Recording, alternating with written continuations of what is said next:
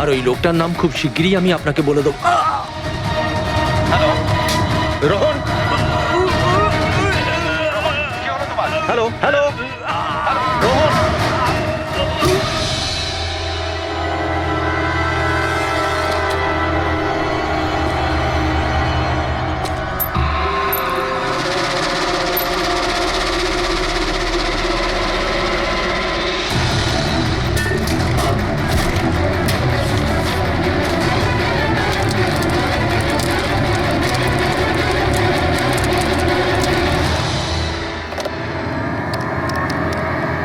Hello, police station.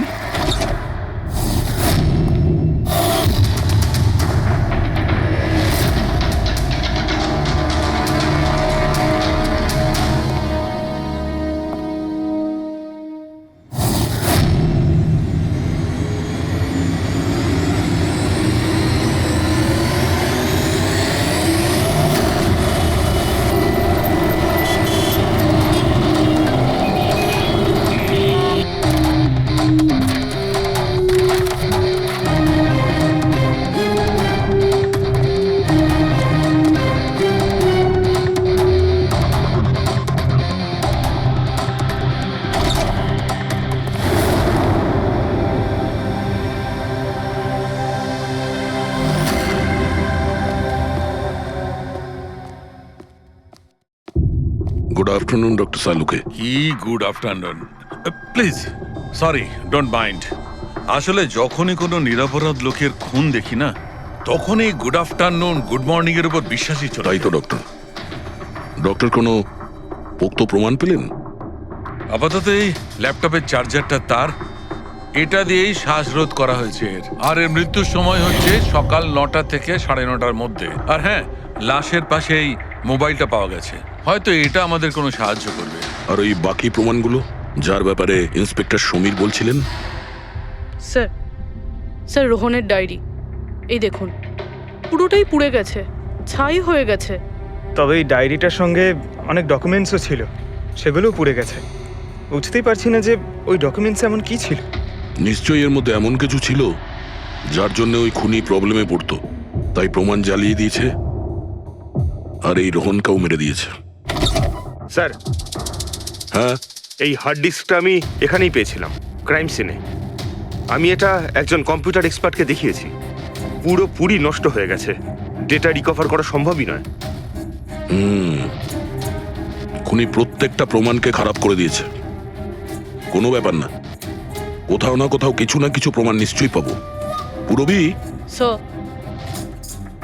এই রোহনের background check করেছো? হ্যাঁ স্যার, পুরো নাম রোহন কুমার। এ পুনেতে থাকে, এখানে মুম্বাইতে চাকরি করছিল, একাই থাকতো। আর এখানেই এই বাড়ি থেকেই কাজ করছিল। কি কাজ কি করতো? গোয়েন্দা ছিল। বড় বড় কোম্পানিতে যে লাখ লাখ টাকা জালিয়াতি হয় সেগুলোর তদন্ত করতো। তাহলে তো অনেক শত্রুই আছে এই রোহনের। হ্যাঁ দয়া, আর ওই অনেকগুলো শত্রুর থেকে আসল খুনিটা কে সেটা হয়তো তোমাকে এইটা বলবে। কি এটা ডক্টর? এটা চুম্বক। চুম্বক? এর মধ্যে একজন দৌড়বীরের ছবিও আছে, কিন্তু এই চুম্বক রোহনের বডির মধ্যে কি করছিল? আমার মনে হচ্ছে হয়তো এটা খুনির হবে। ওর পকেটে ছিল, এদিক ওদিক করতে গিয়ে হয়তো এটা পড়ে গেছে। তাহলে তো এটা আঙুলের ছাপ থাকবে। না, একটাও নেই। একটাও নেই।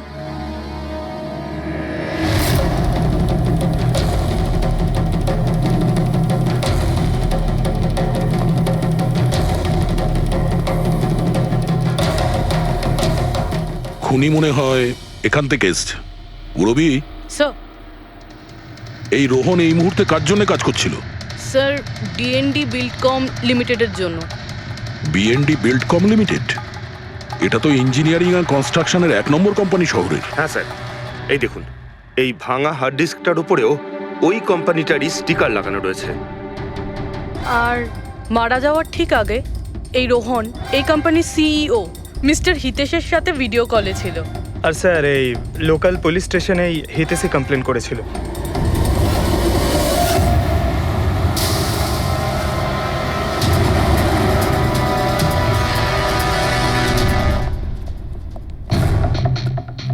এটা কি এত বড় অফিসে শুধুমাত্র একজনই লোক ছিল নাকি? মনে হচ্ছে স্যার ইন্ডিয়ার ম্যাচ দেখার জন্য সবাই বাড়ি চলে গেছে। আচ্ছা, আজকে ইন্ডিয়ার ম্যাচ আছে।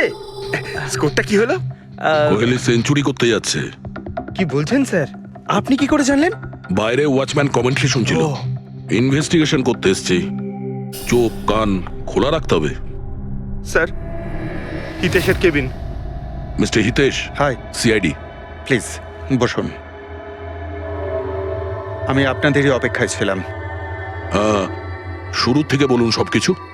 6 মাস আগে আমি রোহনকে কাজে রাখি। গত 5 বছর ধরে আমাদের কোম্পানিতে যে লোকসান হচ্ছে তা আগে কখনো হয়নি। কি ধরনের ক্ষতি? লোকসানের লিস্ট তো বলে শেষ করা যাবে না।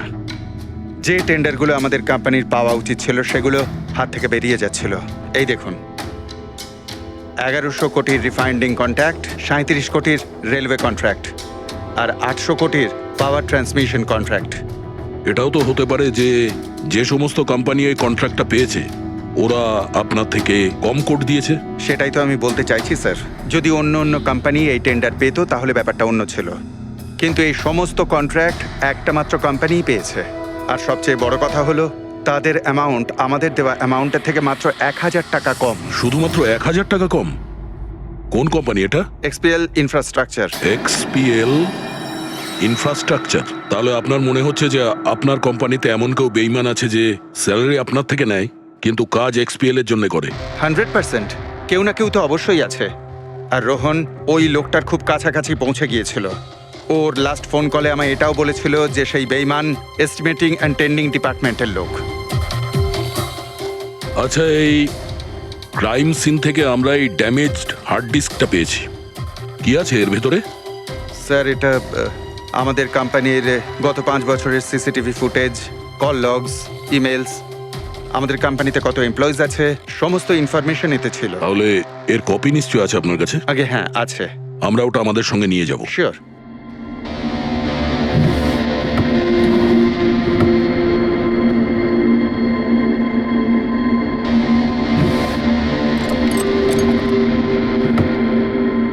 হয়তো হার্ড ডিস্কটা চুরি হয়ে গেছে। আমি এখানেই রেখেছিলাম হার্ড ডিস্কটা। কি? আপনার কেবিনের ভেতর থেকে কোনো জিনিস কি করে চুরি হয়? হয়তো আমার অনুপস্থিতিতে কেউ এসেছিল আর এখান থেকে। কিন্তু আপনার অফিসে সিসিটিভি ক্যামেরা লাগানো নেই কেন? কখনো দরকারই পড়েনি স্যার। প্রয়োজন বলে আসে না, এখন পড়লো তো প্রয়োজন। Sorry sir. আর হ্যাঁ মিস্টার হিতেশ, আপনার কোম্পানিতে যত এস্টিমেটিং আর টেন্ডারিং ডিপার্টমেন্ট আছে, যত লোক আছে, আমরা তাদের সঙ্গে কথা বলবো। স্যার, আজকে ওই ডিপার্টমেন্টের কোনো এমপ্লয়ি কাজে আসেনি। কেন? সবাইকে ছুটিতে গেছে? আসলে ওরা প্রত্যেকেই ম্যারাথন রেসে পার্টিসিপেট করতে গেছে, যেটা সকাল 7টা থেকে 11টার মধ্যে হবে। কি? সবাই ওই ম্যারাথন রেসে দৌড়তে গেছে?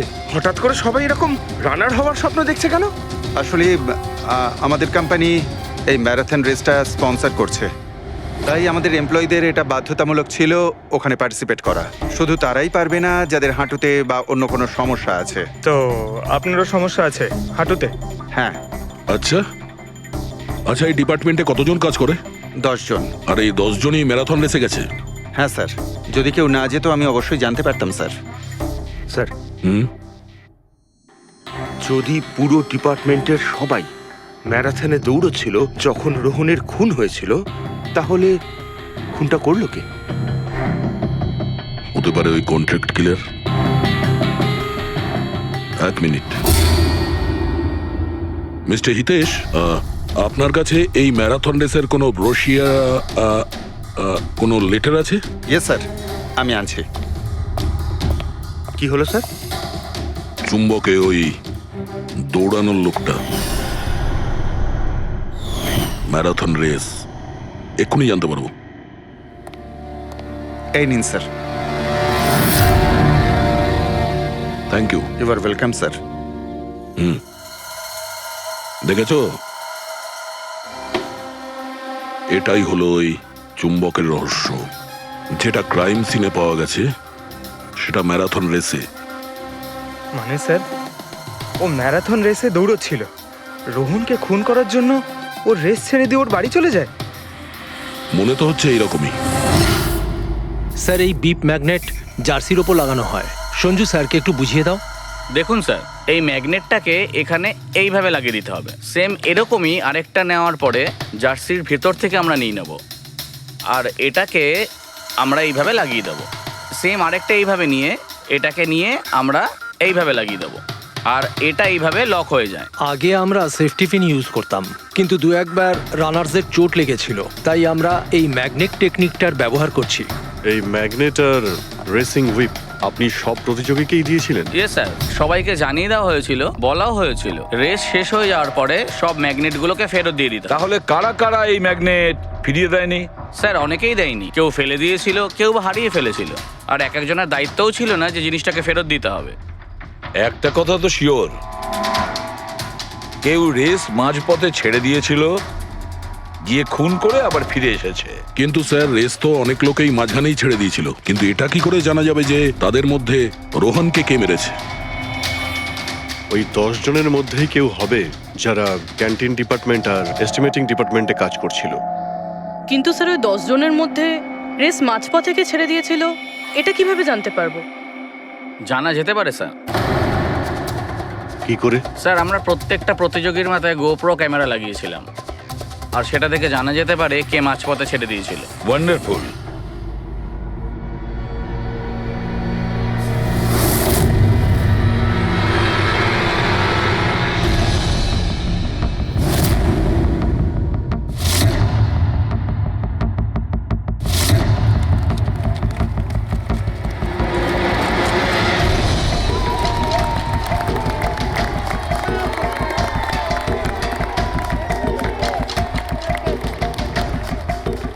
নবীন, এই রিশটা তোকেই জিততে হবে।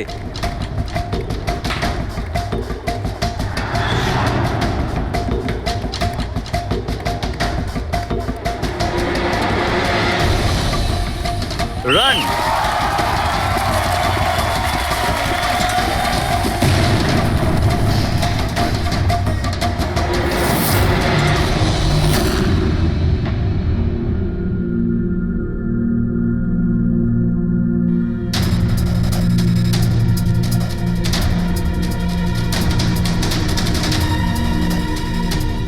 এই 4টে স্ক্রিন, এগুলো ব্ল্যাঙ্ক কেন? জানি না স্যার, আমরা তো সব ক্যামেরা চালু করে এদের দিয়েছিলাম, হয়তো ভুল করে এই 4 জন ক্যামেরা অফ করে ফেলেছিল। ভুল করে করেছে নাকি ইচ্ছে করে?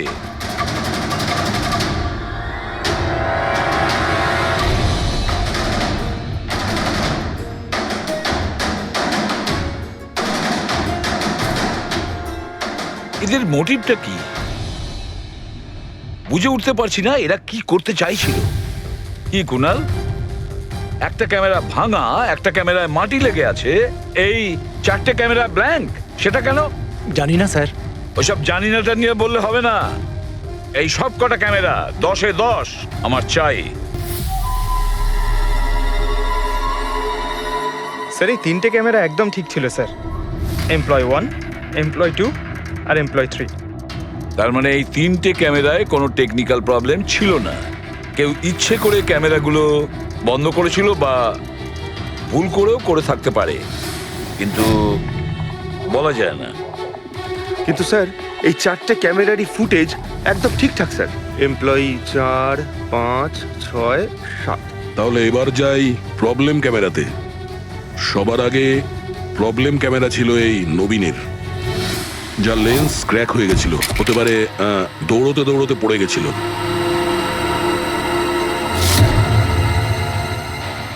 হ্যাঁ, আর স্যার দ্বিতীয় প্রবলেমের ক্যামেরা, মুক্তিরটা, যে রেসের মাঝখানে দাঁড়িয়ে নিজের জুতোর ফিতে বাজছিল। হ্যাঁ, তারপরে ফিতে বাঁধার পরে ওই হাতটাই নিজের লেন্সে লাগায়, আর লেন্সে সমস্ত পিকচারটাই ঝাপসা হয়ে যায়। কিন্তু স্যার এই মাটি ইচ্ছে করে লাগিয়েছে নাকি ভুল করে?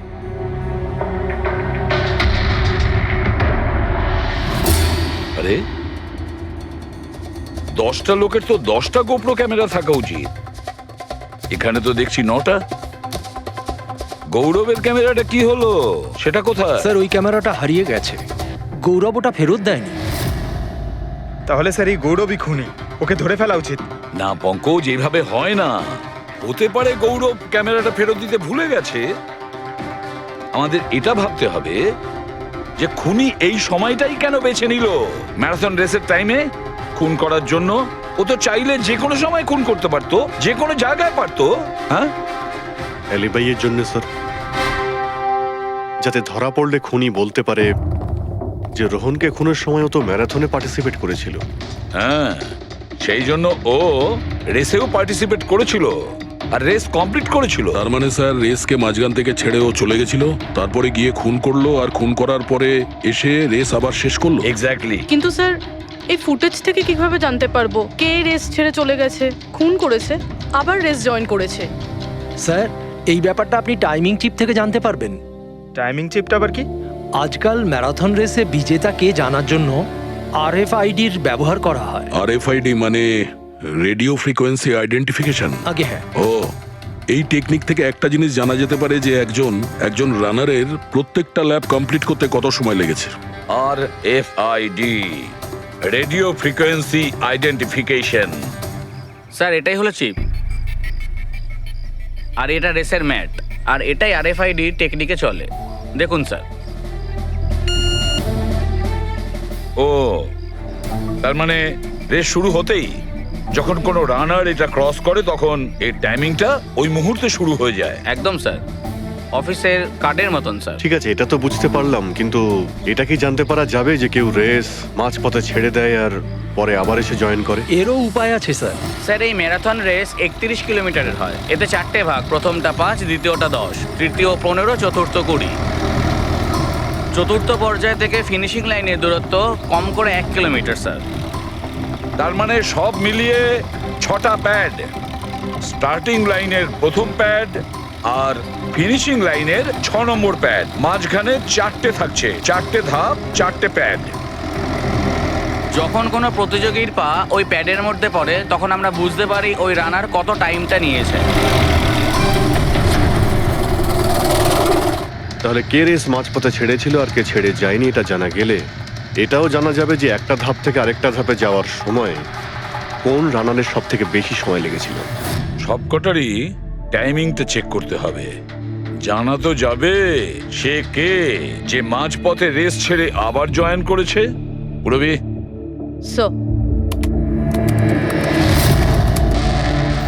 স্যার আমাদের প্রথম কচ্ছপ হলো এই নবীন। এ রেসের প্রত্যেকটা ল্যাপ 25 মিনিটে কমপ্লিট করেছে, কিন্তু শেষ ল্যাপের পরে ফিনিশিং লাইন পর্যন্ত পৌঁছানোর জন্য মানে 1 কিলোমিটার ক্রস করার জন্য ওর 50 মিনিট সময় লেগেছে। নবীন,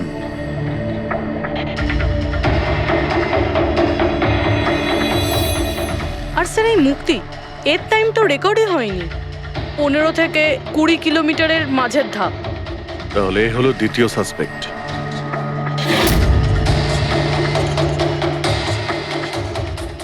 মুক্তি। আর এবার এই গৌরব, এ তো 15 কিলোমিটারের ধাপই বের হতে পারেনি। তাহলে এই হলো আমাদের তৃতীয় সাসপেক্ট। স্যার বাকি সবার টাইমিং তো মোটামুটি ঠিকঠাকই আছে।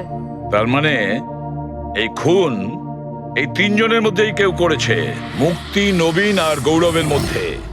যদি নবীন খুন করে থাকে তাহলে সে রেস ছেড়েছে 20 কিলোমিটার আর ফিনিশিং লাইনের মাঝপথে। হেড্রিক, পঙ্কজ, বাইক নিয়ে যাও, এবার স্পিডে যাবে ওই রুটেই। আর খেয়াল করো যেখানে ওই 3 জন যেখানে রেস ছেড়েছে সেখান থেকে রোহনের বাড়ি কতটা দূরে আর কত সময় লাগতে।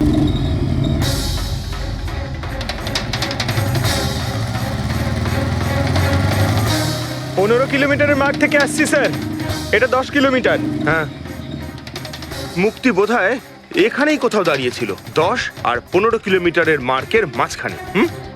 এই আমি স্টপ ওয়াচটা অন করলাম আর আমি চললাম রোহনের বাড়ি। থাম পঙ্কজ, এই রাস্তাটা দিয়ে। এই রাস্তা দিয়ে? হ্যাঁ, এই রাস্তাটা। চলুন। আরে আস্তে চালা না। হ্যাঁ।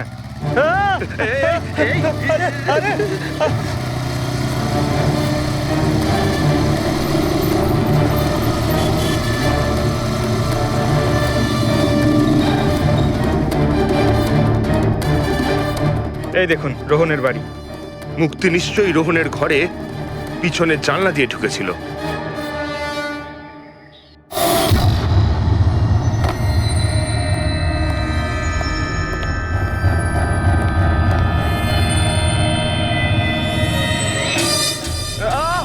আরে অ্যাক্টিং করতে বলেছিলাম। থাম। মুক্তি রোহনকে খুন করার পর হয়তো সমস্ত তথ্য প্রমাণ পুড়িয়ে আবার দৌড়ে ফিরে গিয়েছিল ম্যারাথন শেষ করতে। চল আমরা আবার যাব সেই ম্যারাথনের ওখানে 20 কিলোমিটারের মার্কটার কাছে।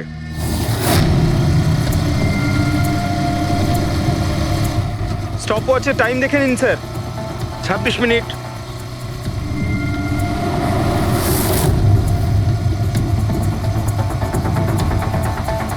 বাহ, আরে ব্যাস ব্যাস ব্যাস। এবার মুক্তি পৌঁছলো 20 কিলোমিটারের মার্কে পাক্কা 30 মিনিট পরে। আর তারপর এখান থেকেই হয়তো ও রেসটা শেষ করেছিল।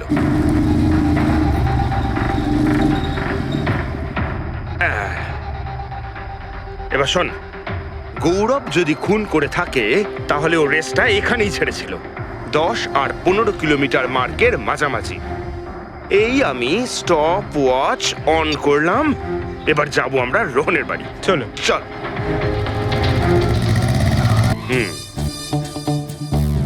হ্যাঁ, একদম পুরো বিশ্বাস আছে আমার। Excuse me. এই ছাড় ছাড় ছাড় ছাড়, ছাড়। আরে আরে আরে মরে যাবো তো। চল।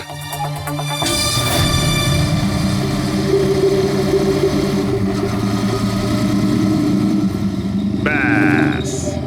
একটু দাঁড়ান, আমি বুঝতে পেরেছি। আমি বলছি, এই গৌরব রোহনের বাড়ি থেকে 15 থেকে 20 কিলোমিটার দূরে রেসে আবার জয়েন করেছিল, তাই না? শাবাশ। হ্যাঁ। আমার সাথে থেকে থেকে তোরও তো বুদ্ধি খুলে গেছে। আর এই সব কিছু করতে গৌরবের টাইম লেগেছিল পুরো 27 মিনিট। এবার দেখা যাক নবীনের কত লেগেছিল। এবার যদি নবীন খুন করে থাকে তাহলে ও নিশ্চয়ই এখান থেকে গেছিল, যেখানে ও পড়ে গেছিল। এই আমি স্টপ ওয়াচ অন করলাম। এবার যাওয়া যাক রোহনের বাড়ি। চল। চলুন স্যার। ওকে। পঙ্কজ, 3 জন রোহনের সাথে এরকমই কিছু করেছিল। ব্যাস। রোহনকে খুন করে নবীন এইখানে এসে পৌঁছেছিল ফিনিশিং লাইনের সামনে, যেখানে ও ক্যামেরাটা দ্বিতীয়বারের জন্য সরিয়েছিল। আর এই সব কিছু করতে ওর লেগেছিল হয়তো 48 মিনিট। স্যার, জানতে পেরেছি 3 জনের কত সময় লেগেছিল। আচ্ছা, তাহলে বলো মুক্তির কত সময় লেগেছিল? মুক্তির লেগেছিল 30 মিনিট। আর টাইমিং চিপ অনুযায়ী 39 মিনিট লেট ছিল। আর গৌরব? গৌরবের 27 মিনিট। আরও ম্যারাথন রেস থেকে নিখোঁজ ছিল 24 মিনিটের জন্য। নবীনের লেগেছিল 48 মিনিট রোহনের বাড়ি গিয়ে ওকে খুন করে ফিরে আসতে। আর টাইমিং চিপ অনুযায়ী এই নবীন 50 মিনিট লেট ছিল। হ্যাঁ, আমাদের খুনি এই 3 জনের মধ্যেই কেউ হবে, নবীন, গৌরব আর মুক্তির মধ্যে। মিস্টার নবীন, একটা কথা বলুন। এই রেসে আপনি প্রত্যেকটা ল্যাপ 25 মিনিটে কমপ্লিট করেছেন, কিন্তু ফিনিশিং লাইনের আগে ওই 1 কিলোমিটার যেতে আপনার 50 মিনিট সময় লেগেছিল। কেন? স্যার, ওই 20 কিলোমিটার পুরো করার পর আমি নিচে পড়ে গেছিলাম। আর স্যার, ওই আমার পায়ে চোট লেগেছিল আর ক্যামেরাটাও ভেঙে যায়। স্যার, লাস্টের 1 কিলোমিটার আমি কতটা কষ্টে পুরো করেছি স্যার আমিই জানি সেটা। এই আঘাতটা কোথায় লেগেছে আপনার? স্যার, এইখানে দেখুন স্যার। পট্টিটা খোলো। হ্যাঁ, এইটা।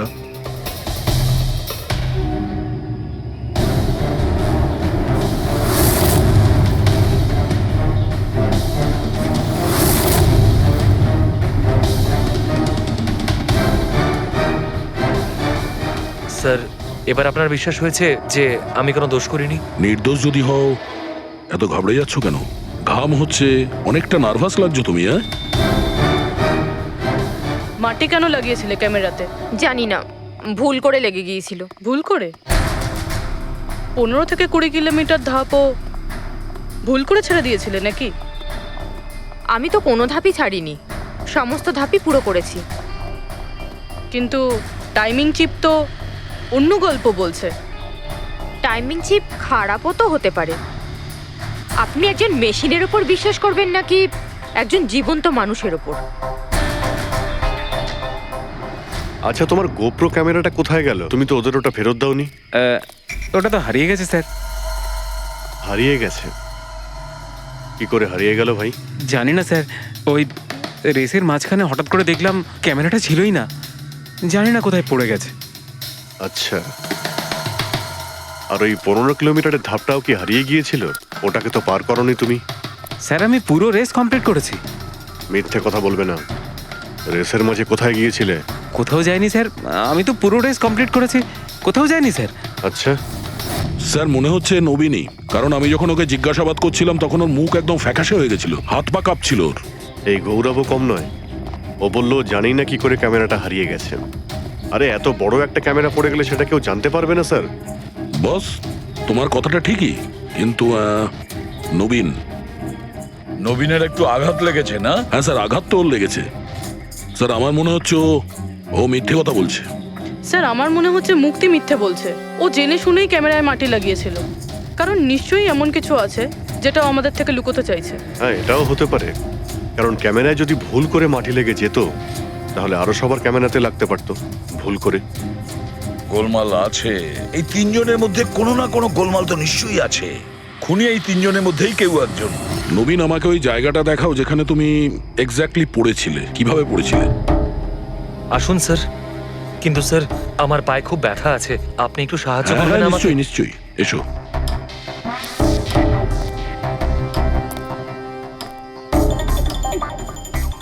স্যার আমি এখনো বলছি আপনাকে, আপনি নিজের টাইম ওয়েস্ট করছেন। এমনটা যেন না হয় যে আসল খুনিই পালিয়ে যায়।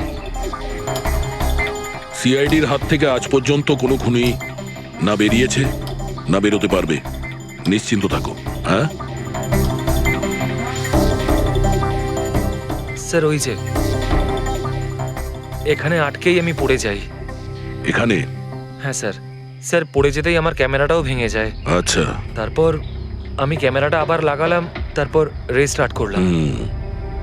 প্রচুর ব্যথা নিয়ে তুমি এই রেসটা ফিনিশ করেছো। হ্যাঁ স্যার, এখনো খুব ব্যথা। তুমি পড়েছিলে এইখানে, এই জায়গাটায়? হ্যাঁ স্যার, খুব ক্লান্ত হয়ে গেছিলাম তো, তাই খেয়াল করিনি আর পা আটকে নিচে পড়ে যাই। আচ্ছা, রেস ফিনিশ করার আগে তুমি দ্বিতীয়বার ওই ক্যামেরাটাকে সরিয়ে দিয়েছিলে কেন? আচ্ছা, ওটা তো স্যার খুব গরম লাগছিল তো, তাই মুখটা ধোয়ার জন্য আমি ক্যামেরাটা খুলে ফেলেছিলাম। কিন্তু কিছুক্ষণ পরেই আমি আবার ক্যামেরাটা লাগিয়ে নিই। রেস তো আমি তারপরেই কমপ্লিট করেছিলাম। হ্যাঁ ঠিক আছে, চলো। স্যার কিছু তো বলুন, আমরা যাচ্ছি কোথায় আসলে? তোমার হারিয়ে যাওয়া ক্যামেরা খুঁজতে। স্যার কিন্তু এত বড় জায়গাতে আমরা খুঁজবো কি করে ওই ক্যামেরাটা? প্রত্যেক ক্যামেরাতে একটা চিপ লাগানো আছে, আর এই ম্যাপ বলছে তোমার ক্যামেরা এইদিকেই আছে। চলে এসো। ম্যাম, আমি সত্যি কথাই বলছি। সত্যি তো এটাই, তুমি 10-15 কিলোমিটারের মাঝে রেস ছেড়ে দিয়েছিলে, আর তারপরে রোহনকে মেরে দিয়ে এখানে চলে এলে, এই 20 কিলোমিটারের মার্কে চলে এলে। কারণ তুমি তো জানতে এখান থেকে তোমাকে কোনো খেলোয়াড় দেখতে পাবে না। সব খেলোয়াড়রা তো তখন পিছনে। সব মিথ্যে। আপনি আমার কথা বিশ্বাস কেন করছেন না?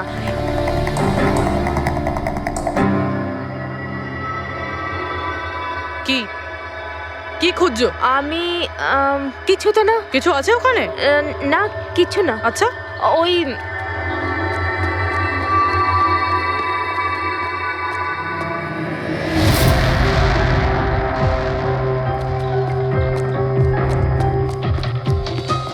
ও তো তুমি সাইকেলে করে গিয়েছিলে রোহনকে খুন করতে? আমি সত্যিই জানি না যে এই সাইকেলটা কার। তাই এক্ষুনি সব জানা যাবে যখন তোমার আঙুলের ছাপ এই সাইকেলে পাওয়া যাবে। হ্যাঁ ম্যাম, প্লিজ। হ্যাঁ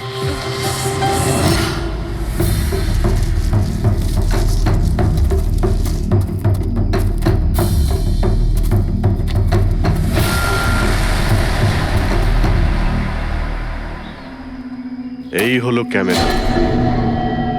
এটাকে পুরো ভেঙে ফেলেছো? হ্যাঁ, আমি ভাঙিনি স্যার। দুটো ক্যামেরা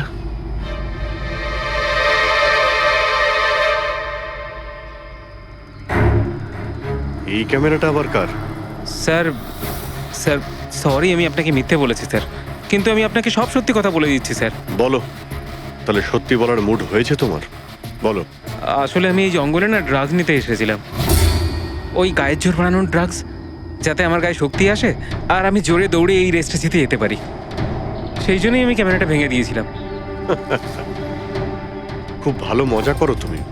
জোরে দৌড়ানো ড্রাগ নিয়েছিলে ম্যারাথনে, যেখানে অনেকক্ষণ দৌড়তে হয় আস্তে আস্তে, সেখানে জোরে দৌড়ানো ড্রাগের দরকার ছিল। মজা করছো? হ্যাঁ, এটা কার ক্যামেরা? আমি জানি না স্যার। কোনো ব্যাপার না, সব জানতে পেরে যাব। আমি অপরাধ করেছি, কিন্তু ওটা নয় যেটা আপনি ভাবছেন। আমি রোহনকে মারিনি। আমার দোষ শুধু এটুকুই যে আমি এই রেসটা জেতার জন্য একটু চালাকি করেছিলাম। বুঝলাম না, কি করেছো তুমি? আমি জানতাম না যে টাইমিং চিপ প্রত্যেক ধাপে রানারের টাইম নোট করবে। আমি ভেবেছিলাম শুধু রেসের প্রথমে আর শেষে টাইম ক্যালকুলেট হবে, আর তাই 10 কিলোমিটার পর্যন্ত এসে ক্যামেরায় মাটি লাগিয়ে দিয়েছিলাম আর ওখান থেকে সাইকেল নিয়েছিলাম।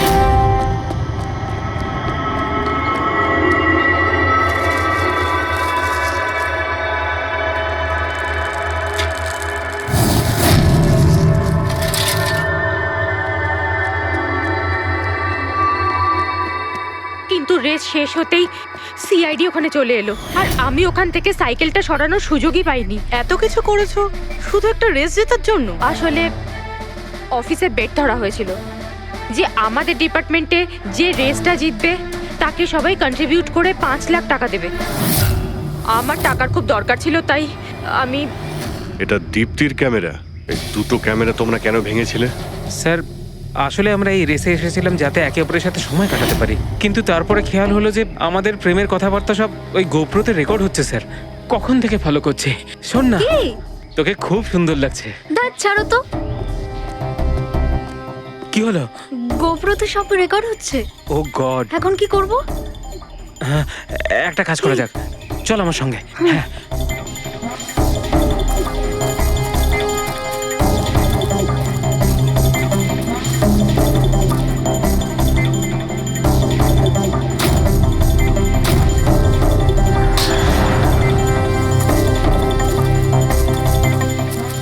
আরে তোমরা তো অদ্ভুত কাজ করেছো। আরে এতে তো কোনো সাউন্ড রেকর্ডই হয় না। তোমরা তো বোকার মতো কাজ করেছিলে। হয়তো কে দুটো ক্যামেরা ভেঙে দিয়েছো। কি স্যার, এতে কিছু রেকর্ড হয়নি? স্যার নবীন তো আমাকে ওই জায়গাটা দেখিয়েছে যেখানে ও পড়েছিল, কিন্তু কেন জানি না আমার মনে হচ্ছে যে ও মিথ্যে কথাই বলছে। আরে মুক্তি, স্যার মুক্তি বলেছে যে ও সাইকেলের ব্যবহার করেছে রেস জেতার জন্য। স্যার হতে পারে ও মিথ্যে কথা বলছে আর রোহনকে খুন ওই করেছে। আর গৌরব আর দীপ্তি, ওদের লাভ স্টোরির কি হলো? কতটা সত্যি? হ্যাঁ, ওরা সত্যি কথাই বলছে। ফোন রেকর্ডে দেখাচ্ছে দীপ্তি আর গৌরব প্রতিদিন 3-4 ঘন্টা করে নিজেদের মধ্যে কথা বলতো। স্যার একটা কাজ করি, আমরা আবার ম্যারাথন রেসের ফিনিশিং ভিডিওটা দেখি।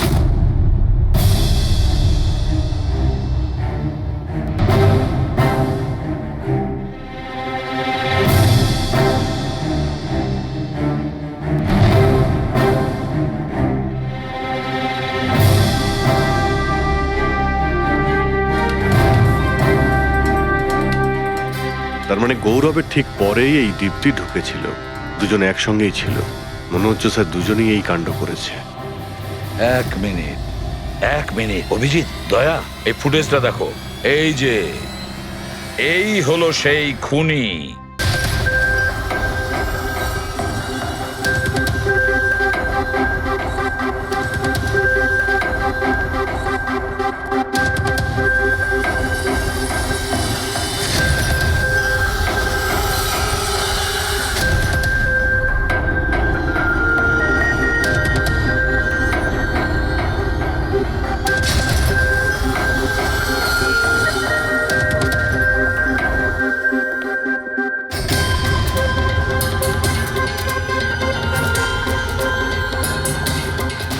স্যার আমাদের এখানে কেন ডাকা হয়েছে? খুনির নাম বলবার জন্য। স্যার সত্যিই খুনি ধরা পড়েছে? তাহলে তাহলে বলুন না স্যার, কে খুনি? আরে বলবো, একটু ধৈর্য ধরো। মুক্তি, 5 লাখ টাকার জন্য তুমি বেইমানি করেছো, 5 লাখ টাকার জন্য। আর গৌরব, তুমি তুমি তো তোমার ভালোবাসা লুকোনোর জন্য বেইমানি করেছো। আর নবীন, তুমি, চলো তোমাকে আবার দেখাচ্ছি, রেসের একটা পাওয়ার দেখাচ্ছি। খুব ভালো করে দেখো আর বলো কোথায় ভুল আছে, বলো।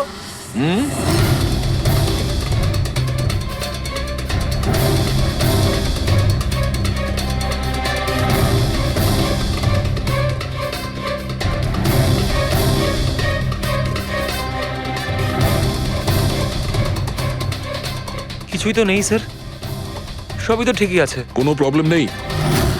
তোমার মনে আছে তুমি বলেছিলে যে ক্যামেরাটা দ্বিতীয়বার যখন তুমি সরিয়েছিলে তারপরে তুমি মাথায় জল ঢেলেছিলে? ওটা তো স্যার খুব গরম লাগছিল, তো তাই মুখটা ধোয়ার জন্য আমি ক্যামেরাটা খুলে ফেলেছিলাম। মিথ্যে বলেছিলে তুমি, নিজের মাথায় জল ঢেলেছিলে। অথচ যখন ফিনিশিং লাইনে পৌঁছলে তখন তো তোমার ভেজা অবস্থায় থাকার কথা ছিল। কিন্তু এই ফুটেজে আমরা কি দেখতে পাচ্ছি? তুমি শুকনো অবস্থায় দৌড়চ্ছ। হয়তো জল শুকিয়ে গেছিল। বর্ষাকালে অত তাড়াতাড়ি জল শুকিয়ে গেল, অদ্ভুত ব্যাপার। তাহলে নবীন, তোমাকে আরো একটা ফুটেজ দেখাই, এই গল্পের শেষ অংশ। বলো, এটা দেখে তোমার কি মনে হচ্ছে?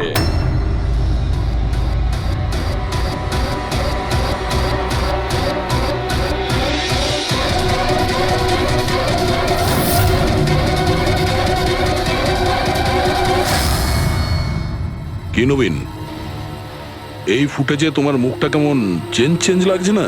হ্যাঁ, অন্যরকম তো দেখাবেই, কারণ এই মুখটা নবীনের নয়, ওর ভাই প্রবীণের।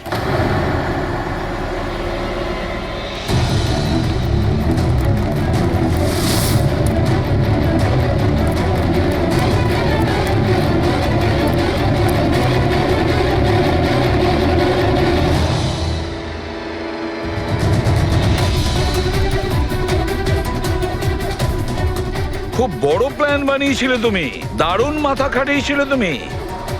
প্রথমে 3টে এমপ্লয়ির ক্যামেরা বন্ধ করে দিয়েছিলে,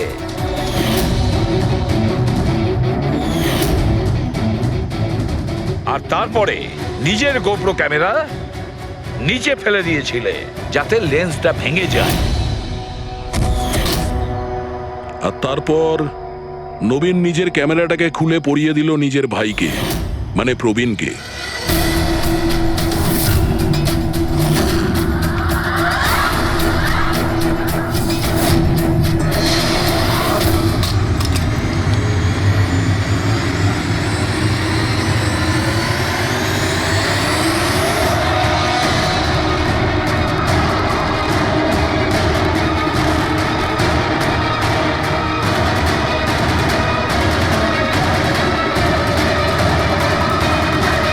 এই ক্যামেরা বদল করার সময় খুব একটা সময় ছিল না, তাই হতে পারে ওই টি শার্টে যখন কাগজটা লাগাচ্ছিল তখন সমস্ত ম্যাগনেটগুলো লাগায়নি, কিছু ম্যাগনেট নবীন নিজের পকেটে ভরে নিয়ে গেছিল।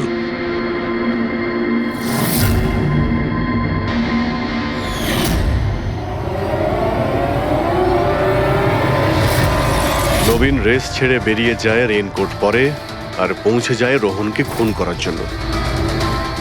কিন্তু ও কি করে জানবে যে রোহনকে মারার সময় ম্যারাথন রেসের ওই ম্যাগনেটই ওকে ফাঁসিয়ে দেবে?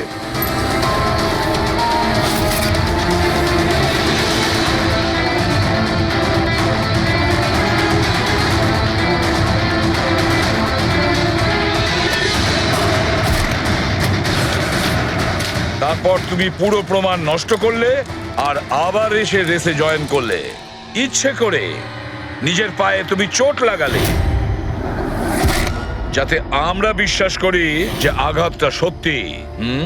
আর তারপরে তুমি রেসটা ফিনিশ করো। তাহলে বলো। হ্যাঁ স্যার, আমি খুন করেছি রোহনকে। একদম একদম পারফেক্ট প্ল্যান ছিল, কিন্তু আমি কি করে জানবো যে আপনারা আমার থেকেও অনেক বুদ্ধিমান?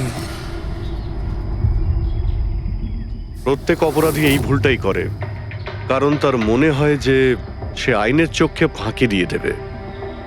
এবারে বলো, ওকে কেন খুন করলে? তাড়াতাড়ি বলো। বিএনডি বিল্ডকনে হওয়া প্রত্যেকটা গন্ডগোলের পেছনে আমিই ছিলাম। আমার জন্যই প্রত্যেকটা টেন্ডার কোম্পানির হাতছাড়া হলো। আর আমি যদি রোহনকে না মারতাম তাহলে ও আমার সমস্ত রহস্য খুলে দিত। তাই আমি লজ্জা লাগার কথা তোমার। যে থালায় খেয়েছো ওই থালায় ফুটো করেছো। আর সেই পাপ লুকোনোর জন্য তুমি রোহনকে খুন করে দিয়েছো। আইন তোমাকে কঠোরতম শাস্তি দেবে। আশা করি ততদিনে ফাঁসির অর্ডার এসে যাবে। নিয়ে যাও এদের।